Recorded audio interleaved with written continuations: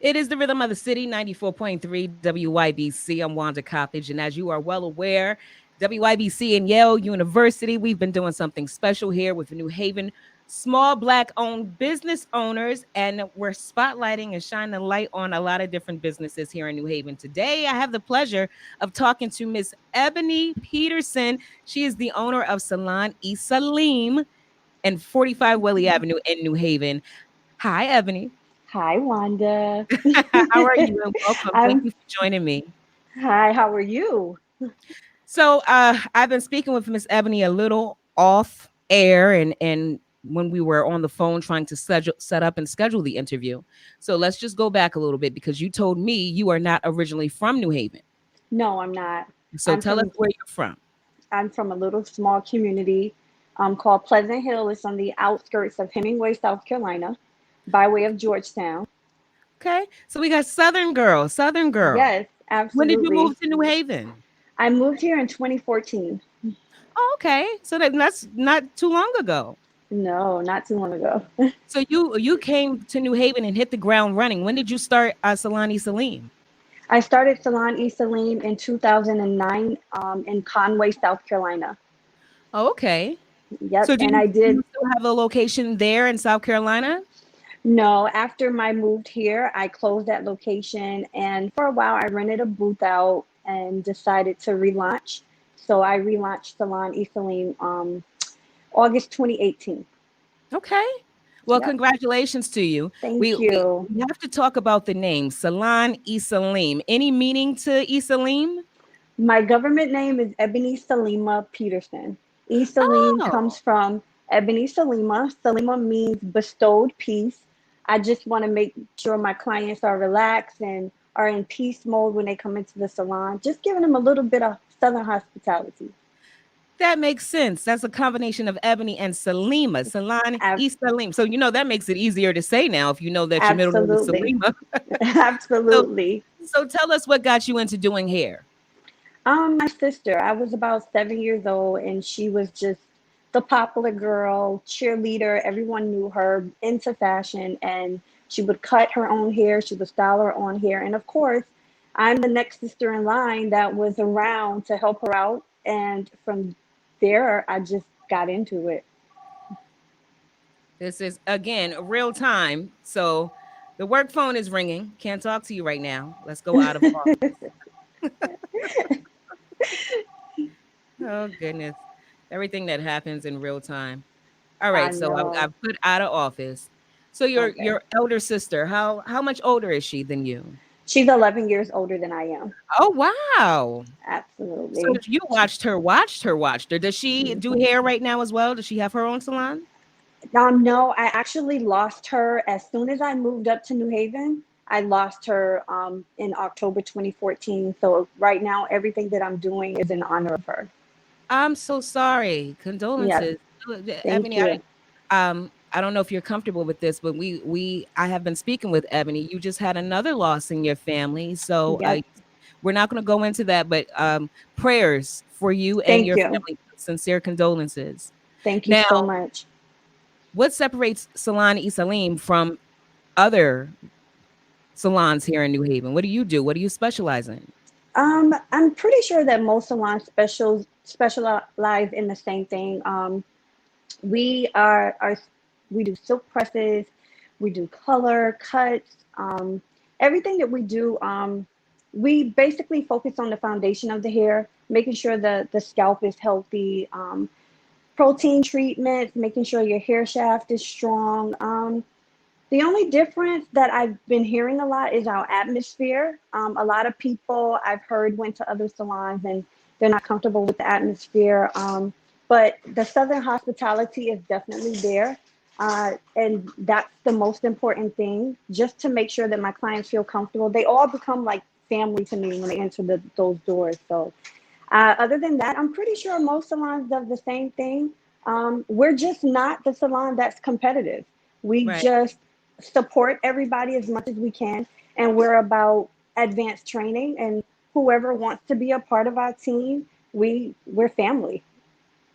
Now you said you get that Southern hospitality. Do you get some cornbread and some collard greens while you're sitting there waiting to get your hair done? No, no, you don't. But I definitely have a fetish for food, and my clients know that I will order everyone in that salon something to eat as they're sitting and waiting. Nice. So let me start with the business itself. Would you say it was difficult for you to start your own business? I know you did it in South Carolina, but once you got here, was it a difficult task to find a place and get it started? What was that process like for you?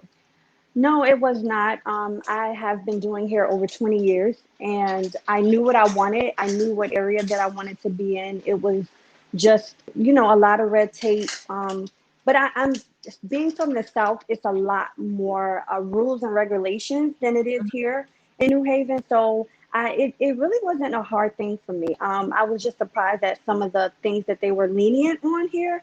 But other than that, I'm just trying to enforce some of the things that South Carolina brings to the forefront as far as all, cosmetologists. So other than that, like everything was very much easy. What would you say some of the differences are having a business here versus South Carolina? They're very strict on you being licensed. We don't allow anyone to braid hair without a license. They do issue you braiding license. You cannot do hair without shampooing your clients. You have to shampoo those clients before Right. you start a service. Um, it is really kind of shocking that some salons just allow you to walk in and allow you to shampoo your own hair. You don't even know if that hair has been compromised. You don't know what products they're using, if it will, you know, clash with whatever you're putting in it. You don't know if that hair is strong enough to even take braiding, or for you to add extensions to it. And then you have to be careful on the synthetic fibers that you're putting in when you're braiding your clients, because honestly, some of the fibers that they're making the hair with is literally ripping our hair and our scalp apart. Some folks are allergic to that. And if you're not careful and educated with that, of course, you could mess up your client's hair. Something else that South Carolina does is it is required that we take continuing education classes. We cannot uh, reinstate our license without taking continuing education. They want us to stay on top of rules and regulations. They want us to stay on top of the latest trends. They want us to stay on top of making sure that any products that we use, we have not product knowledge. So those are a lot of things that they don't do here that I would love to see. So when you say the braid shops in South Carolina, uh, you're referring to African braiding shops as well. When you walk into their salon, they have to wash your Yeah, hair. yeah. Wow. Some of them started off. Of course, the old way of doing things. A lot of them started off with not doing that, but nowadays, the state of South Carolina are really getting hard on making sure that those client scalps are completely clean. Okay. Yep. Well, look, I'm looking at you, Ebony, and you look fairly young. I'm not I going to ask wish you I what was. business industry.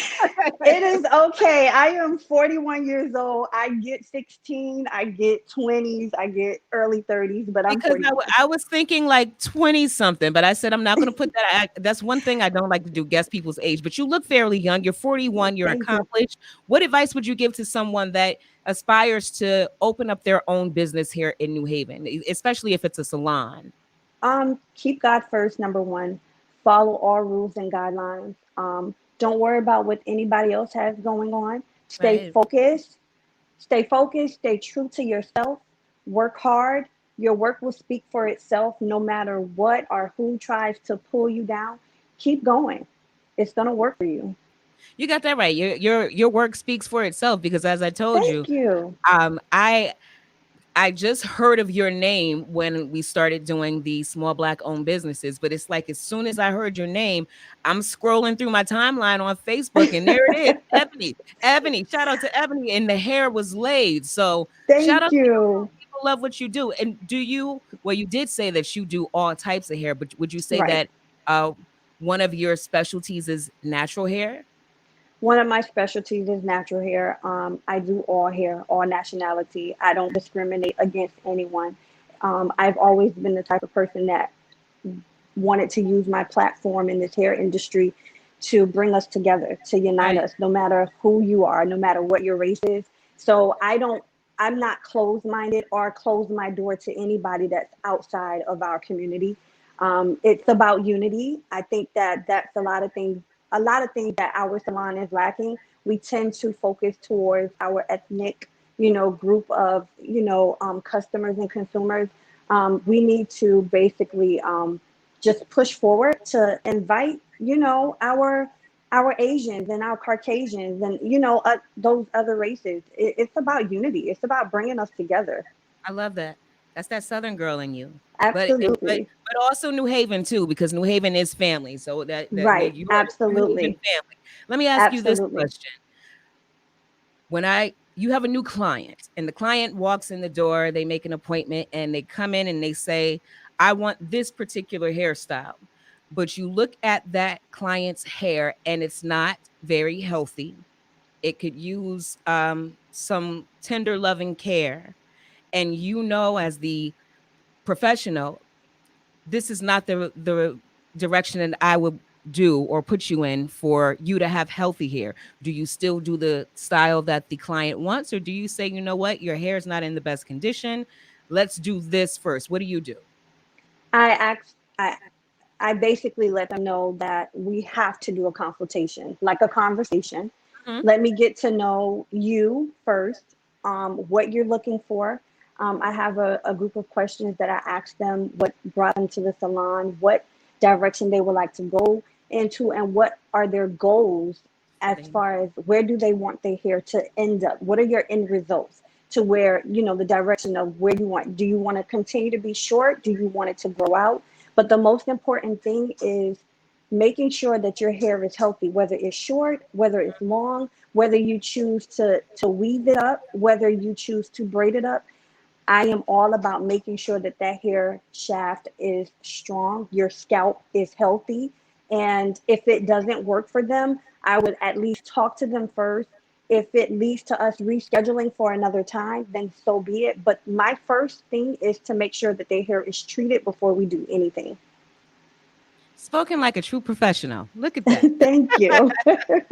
We've been speaking to Ebony Salima Peterson. Look at that. Hey. Is the owner of Salon E'Selim, 45 Whalley Avenue. And as I mentioned, WYBC and Yale University, we are shining the light on New Haven's small Black owned businesses, keeping them thriving. And they need us, we need them. And you just dropped some gems on us tonight. So I appreciate you, Thank you. Miss Thank you so Ebony. much. You're welcome. How can people contact you to set up an appointment? Or are you taking new customers? Yes, we're taking new customers, but we're very strict on the COVID-19 policies. You could book an appointment at www.salonesalim.com, or you can call us at 203-668-4355. And I do have a lot of clients that they love me and I love them, so I will give them my personal phone number and they will reach me that way as well. And just for the record, Salon E'Selim, that's spelled E''Selim, E''Selim. And Miss Ebony Peterson, once again, thank you so much. Um, Thank you. I mean, I'm gonna have to go ahead and throw this out there. I might have to come see you, Miss Ebony. Come on, come right on. No It's problem. a Whatever great you vibe. desire. I Thank appreciate you. you.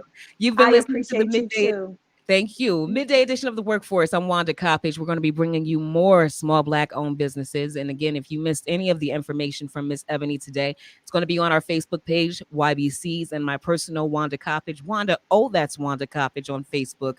You got to keep it locked. More great music is on the way. It's the rhythm of the city.